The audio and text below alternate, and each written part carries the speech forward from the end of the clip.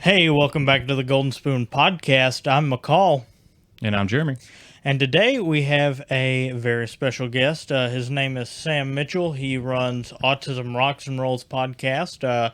And so we're going to walk you through, and Sam is definitely going to explain, autism and all the facets of that and allow you to understand what you might need to know about autism and what, confrontations and things like that and stigmas he might have dealt with in his daily life. So, Sam, are you there? Yep, I'm right here, dude. Fantastic. It's good to hear from you. Same here. So, when did you get diagnosed with autism? I was diagnosed at 4 years old. 4 years old, okay. And run me through. I know on your podcast you go into detail. But how did your parents react? How did you react? And how have you reacted over the years? To being aware that that is something that you struggle with.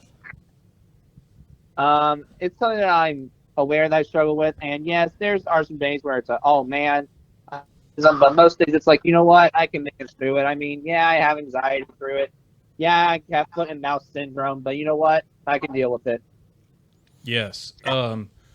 With as far as like going in, I know you said 4 years old. Was that a daycare thing that was seeing any type of signs, or was it your parents that saw some signs that needed and thought you need to go ahead and get evaluated, or? It was my parents. Okay.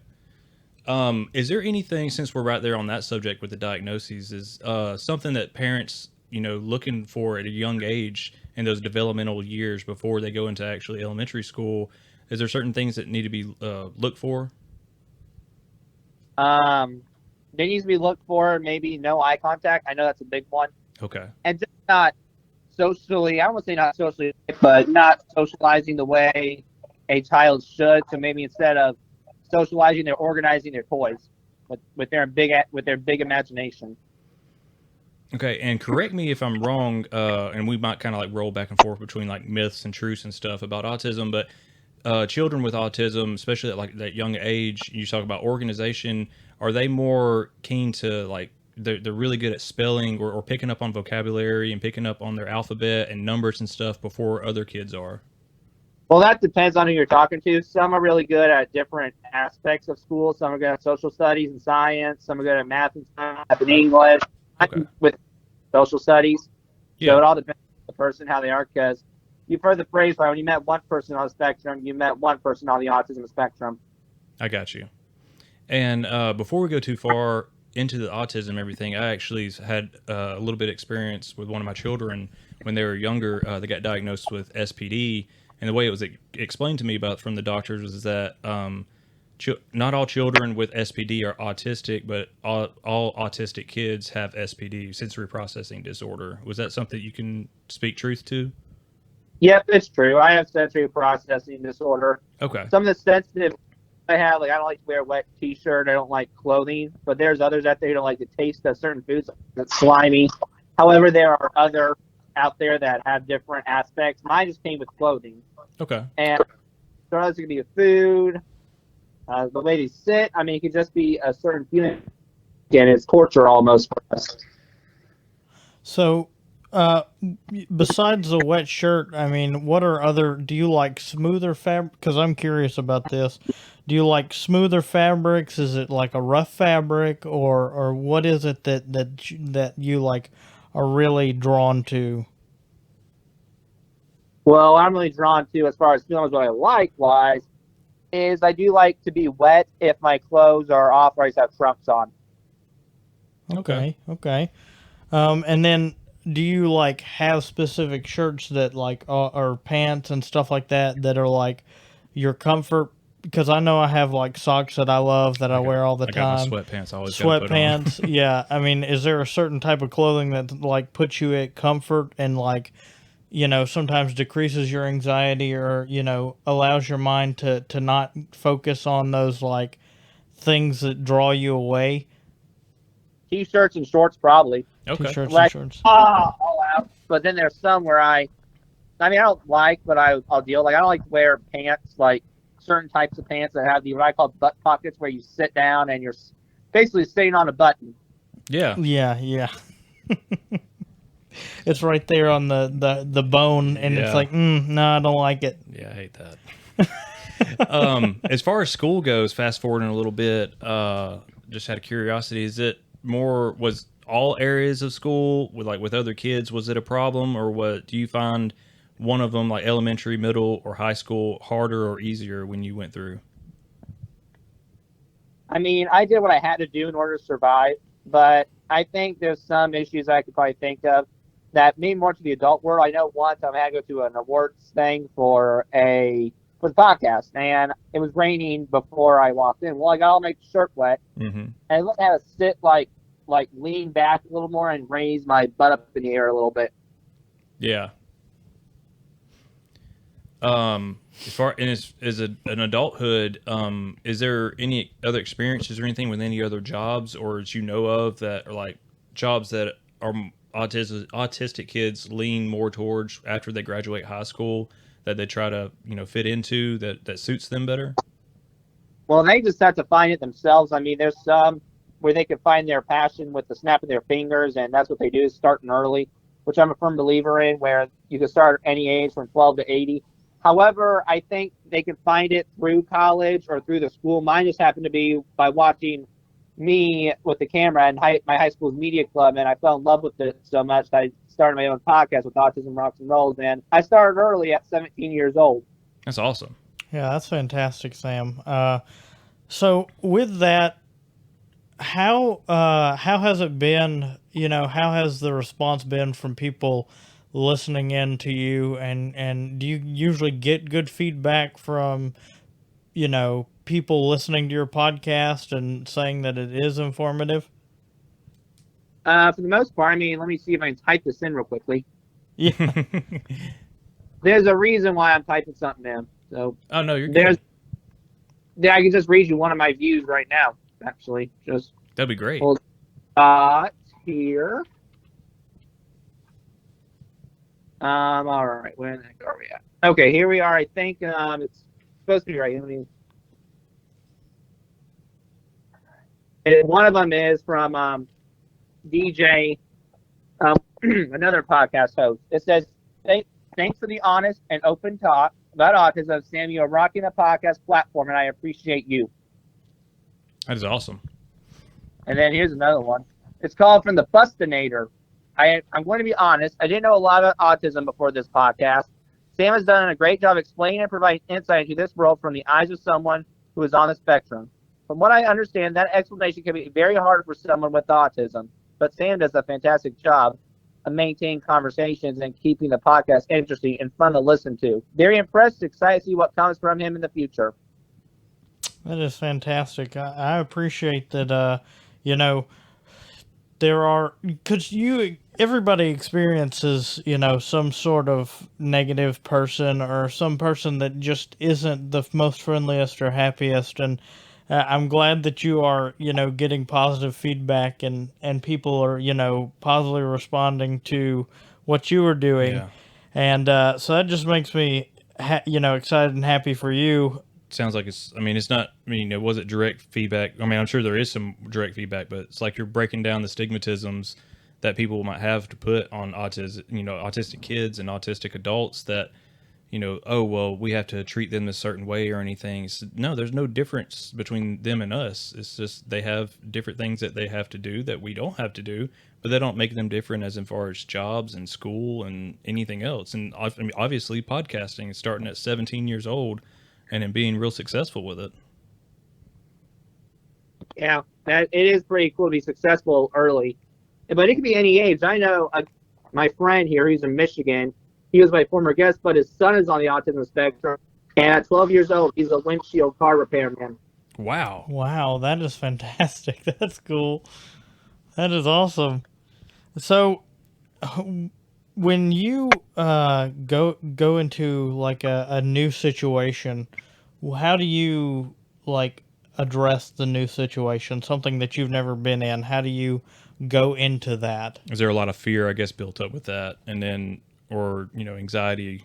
What emotions do you think you had to deal with, and then what's your grounding technique so you stay yourself when you get into it? Well, I mean, I just try to do the best I can to survive the first time, and then because I know the next time it'll just be like smooth as a rock, or smooth as I'll be smooth as it'll basically be. I know what to expect now. So the first time it's just whatever, a little nervous, keep myself a little, study the room, and figure out what I need to do. But then after the next time, it's like, all right. And for some reason, when you mentioned room, it popped in my head. But with, I guess, you personally, and I know like every child and every adult on the spectrum is different and has their different things, but when coming into just a room, by yourself, or if someone that is there, that they're already at the party or whatever, and you got there like 5 minutes late, and you're coming into a room full of people that you don't even recognize. Are you more of outgoing type of like extrovert, like introduce yourself until you find your buddy, or are you just going to kind of just like slide against the wall and then try to follow and figure out where they're at? I'll slide against the wall at first, but then after a while, I'll get off the wall and then try to meet people and mingle around. Okay. But I'll do it to a point. When I'm done, I'm done. Yeah. So when your battery is drained, you're done. Pretty much. That's something kind of similar. Our podcast is called the Golden Spoon Podcast, and I don't know if you've heard of like spoon theory, with mental health, and how some people are allotted so many spoons during a day, and then people with mental illness have less spoons than a normal person would. So just going to your job, or having to deal with your boss, or just driving into work, they're having to use a different amount of spoons each day. So at 3 o'clock, they may be out of spoons for that day, and they're going to have to reach into tomorrow for their next spoons. And someone who's just like a normal person has 10 spoons, and it's 9 o'clock at night, and they have like 2 spoons left, and they have plenty of energy. And I can definitely relate to that, I guess, with my bipolar is, kind of similar at work today. Wasn't mad at nobody made me ill or anything. My morning went great. It's just like I just didn't have that energy or that effort or anything to give to people to talk. And they're like, "Are you?" They'll come up and say, "Are you okay? Are you all right?" I said, "Yeah, I'm good. I'm just kind of out of it today." I didn't want to like go into grave detail about it. Is that something similar to with autism when you're talking about like kind of running out of a battery? I thing, and I do it because it's not their business. It's not their battle. It's my battle at the end of the day. Open to get help, but there may be a point where I'm like, buddy, you can't help me with this. This is my issue. I appreciate the support, but that's all you can really do, my friend. Yeah, I can definitely understand that. It's not that you're trying to step on any toes, and it's nothing against them. It's just like, hey, I know how to handle this. I've been here, done that. This is what I'm having to do to process the rest of the day, and tomorrow is hopefully going to be a little bit better. Yeah, that's awesome. So when we talked about a new place, it sounded like you had a story to tell with that, like about a new place that you went to. And did you have a story with that? Because it kind of sounded like it clicked with something that you had dealt with.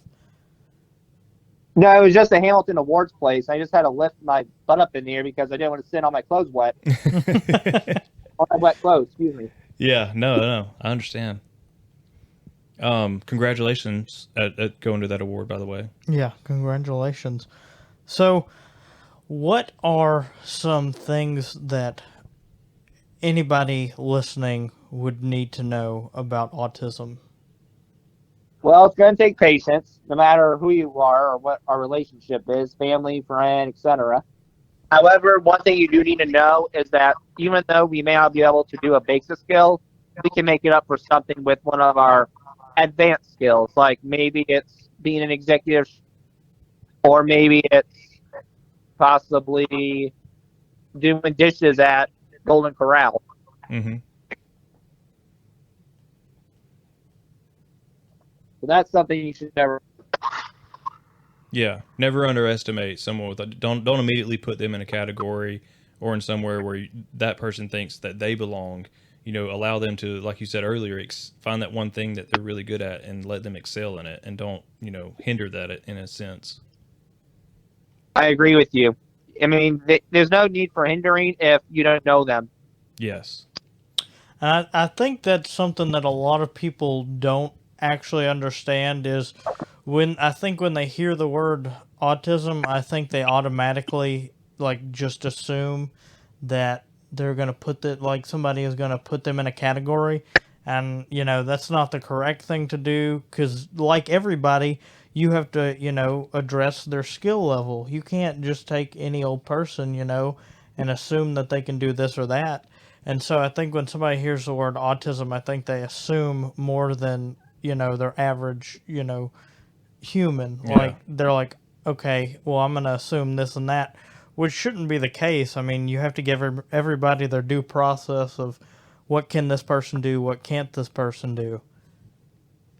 I agree, and at the same time, we said you got what we can do. I agree. You got to be realistic with you, or realistic with them, because I got a friend who shall remain nameless. But if we put him on like our financial security committee, he would bomb it completely because he's kind of free sometimes. Yeah. As far as skill sets and everything, do you have any advice for maybe anybody with autism that's listening in, going in for like an interview or anything? Is there, something that they would need to either let their employer know up front, or should they just go into it like we've kind of been talking about, like a normal person? And then, if that employer wants to judge them, and obviously, that's somewhere they need to turn their back to and go to the next person. Well, what we need to do with that is the boss needs to be patient, obviously, but the person on the spectrum needs to go in there and give it their best, period, no matter what. However, what they also need to do is be a self-advocate and ask for any accommodations they need. Okay. So how can, you talked about self-advocate, how can everybody on the spectrum be an advocate for themselves? Because that brings up my because I know the spectrum is very vast and it's very wide, and so you could have the most minimal characteristics of autism, or you could be a high functioning autistic person. So how does somebody advocate for themselves with that? Yeah, I would say that. Wait, I'm sorry. Can you repeat the question? Yeah, how does somebody advocate for themselves in any situation? Or how would you personally, like, growing up and everything, and then going into adulthood, advocating for yourself, knowing that your skill sets and the things that you're good at, the things that may, aggravate you or that may set you over, do you just up front tell someone, like, with me, unfortunately, I've slowly been finally figuring out that bipolar, one of the symptoms is just like over explaining and everything. So by the time like I'm 5 minutes into a conversation with someone new, they already know like I'm bipolar, that I've had hospital visits and all these other things, because I'm just like letting it flow and I have like no filter apparently. Well, it was basically that they could be self-advocates by telling the employers or whoever what they need. Like, hey, I need a 5-minute sensory break because I have a really bad sensory SPD. Okay. Man, I feel like I should advocate for myself when I went into job interviews. Just be like, hey, like up front, let them know. But I mean, unfortunately, just like there's stigmatism with autism. There's stigmatism with people with bipolar or schizophrenia and stuff. Is that we're scared to be vocal about it because they can't necessarily punish us or fire us for having that mental illness, but we can definitely be treated in a different way to either almost get forced to quit, or get into a different position or something like that, because of we're labeled as a threat or whatever to the job place because we might go off and get angry at somebody or whatever. And how do you feel about that? Do you feel that some people worry about that, Sam? That they worry that something may happen to someone with autism at their workplace, like the boss may treat them a little differently because they don't want them to have an episode or something like that, or something they might have to call someone for help for. Yeah, it's a big concern because sometimes the boss is not understanding, and there's nothing we can do. We can't go out and be like, you little, we can't be, please can't be mean to them because they are the ones in charge, and realistically, they can easily kick us out as much as they just put us back in. Yeah, I got you. So that's my point right there. Is yes, it is a concern. The best part is though, we don't have to stay there. Yeah, I'm gonna find somewhere where I'm comfortable. Period. And if that includes me going up to 50 places, so be it. that's awesome. Put it in I feel like not just for people with autism, like people without autism, Sam has amazing advice as far as like job and everything. Like, just don't give in because you feel like you have to take that job or you want to be that certain type of position. Right. If it don't fit you and you're not advocating for yourself and they're not listening, roll to the next one. There's plenty of jobs out there. Correct. I mean, just like we learned from Carrie Howard, I mean, in Australia, I mean, thank God we do live in America.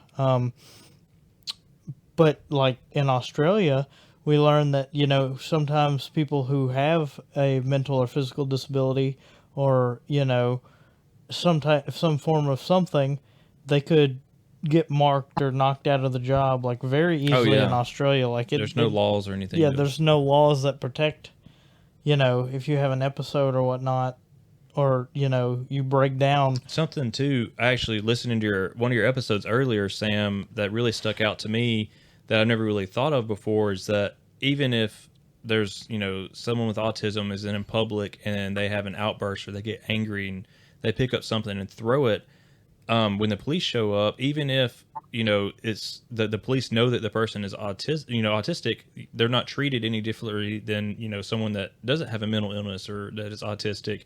You know, they get put in handcuffs just like anybody else and can get thrown in jail. And I guess, I don't know if, I mean, I guess that was me kind of putting people with autism in that little bit of category, like, oh, okay, the police will understand when they get there. And it's like, no, they still broke a law. They still have to, you know, suffer the consequences. And it's just, it dawned on me today. But they won't probably like run into like, get your hands on the ground, get your hands down or something. Yeah.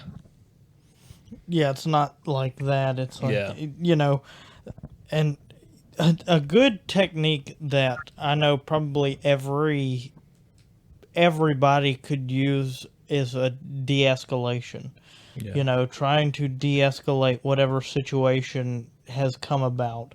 Because I know more than likely most everybody escalates the problem instead of de-escalating. You know, there's more anger or more emotion put into that situation, and so it gets escalated rather than, okay, hey, let's talk through it. I'm not going to raise my voice at you. We're going to be calm, and we're going to talk through this problem, you know, and it gets over-escalated, and nobody de-escalates situations, it feels like, you know. Yeah, I agree. And something, too, that you're talking about, you know, that Sam said in the episode I was listening to is to, you know, if all else, you know, remove yourself from the situation. I believe you were talking more of as a parent with a child, like in a grocery store, but even, you know, a person that's an adult with autism, if they recognize that they can't do anything to fix that situation or to like ground themselves back down and to calm down or, you know, whatever they need, their grounding techniques, if they can't use those and they're not working, just straight up remove yourself, just leave. You know, in a restaurant, if it's happening and you can't control the situation, just get up and walk out. Like, just, you know, call the restaurant later and tell them, hey, I'm going to pay my bill. Like, I had to leave. Things were getting, you know, to the point where I didn't feel comfortable that I could gain control again. So, and I respect that. That's something that takes a lot of discipline. Right. Well, that's sometimes the only thing you can do because you tried everything. I'm not saying, well, if it starts, leave. No. But as a last resort, remove yourself. Get out of there. Yeah. Save yourself from somewhat of humiliation because I think we all deserve a little bit of dignity. Oh, yeah, definitely. Yeah, dignity is something that I feel nowadays is not given respected or given, you know, anymore. Nobody feels like they have it or they deserve it, and you know that's not the case. Everybody has dignity and everybody deserves dignity. Yeah. Before we run out of time, something I definitely wanted you to be able to speak freely on is some of like the big stigmatisms that you see or like the myths about autism that you might run into, you know, the questions growing up or, you know, things that you may even get comments about during your podcast of, hey, I realized you spoke about this. Like, is there any like some of the big ticket ones for our audience that's listening out that may have never experienced someone with autism, that, you know, they may have seen him from a distance and like have no idea about it?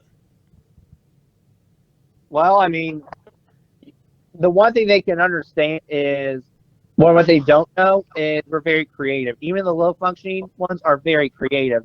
They're outside of the box thinkers. If they can think of something differently to do and it works, that's pretty darn impressive. Yeah. What else?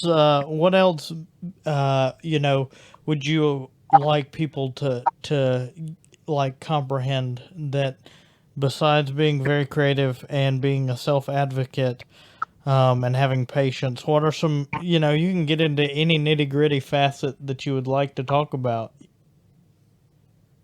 Well, I mean, I would love to talk about the fact that even though we may lack some basic skills like table manners and some of these other skills, there's a great side to it that you don't see. It's a beautiful journey, my friend. It can be mental some days, but it can be wonderful some days. They can even open your mind with patience.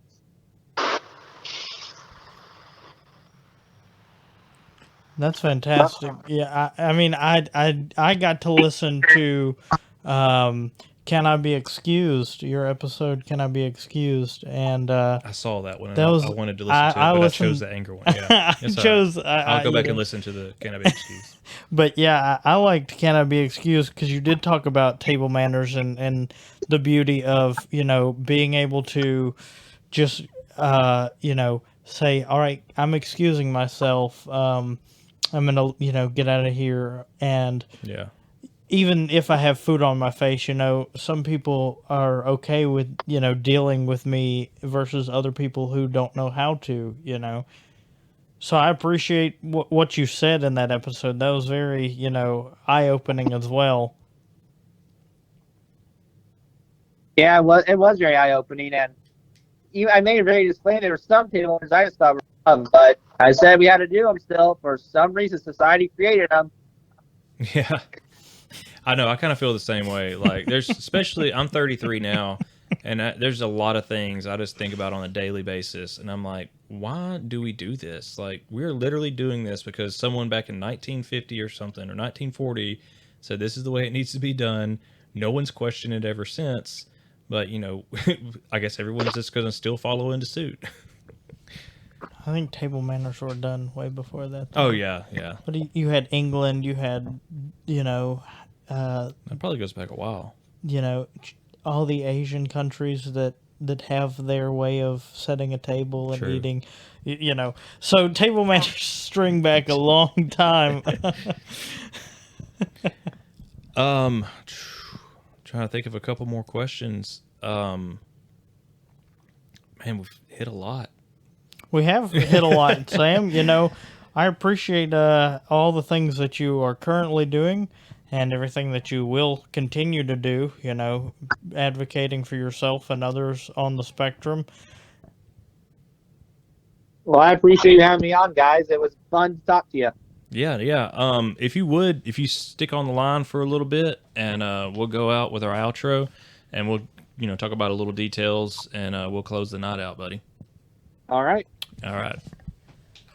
We want to thank Sam Mitchell for coming on. Actually, Sam. Yeah. So, would you like to? Sorry, yeah, I totally forgot about that. If you want to plug in any of your socials, we know we told everybody about your podcast and the name of it. Your podcast, yeah. Anything that you would like to tell them to go follow or look at? Website for merch or anything like that? Well, you can follow me on website autismrocks.com, but I'm on all social media outlets, and I guess I'll end with this. I think the world could be nice and not be so stupid. We get along so much better. Wouldn't you agree? Oh, yeah, definitely. I think it's just the lack of knowledge when it comes down to a lot of these areas that people just want to tiptoe around and not ever address because they feel afraid, because with mental illness and autism and everything, it's about emotions, and you know, a lot of the time it's, you know, how we treat people, and everyone just wants to stay in their own zone and just go to work and come home and take care of their family. But in reality, I mean, it's just opening the door for someone or smiling at them, you know, give them a high five or a fist bump. You know, it could change their day, and I don't think people understand that. I agree with you. That is awesome. Well, once again, everybody, if y'all go check Sam Mitchell out on his podcast, a bunch of great episodes. I got a lot of catching up to do. Definitely going to listen to that one you listen to next. Yeah, if when you look at this episode, whether it be, listen on Spotify or wherever you find us, all of Sam's socials and everything will be underneath there, and a link to his podcast as well. Or if you're watching on YouTube, that'll also be underneath. So we'd like to thank Sam for coming on, and Sam, stay on the line afterwards. We'll talk. Also, make sure to go like and subscribe to the Golden Spoon podcast. We love reading your comments, getting your suggestions and everything. Make sure to go look at Instagram and TikTok, because we always post little snippets and whatnot of who's coming up on an episode and some previews and stuff like that. Yeah, sound clips. Yeah. So I am McCall. And I'm Jeremy. And we'll talk to y'all next time on the Golden Spoon podcast.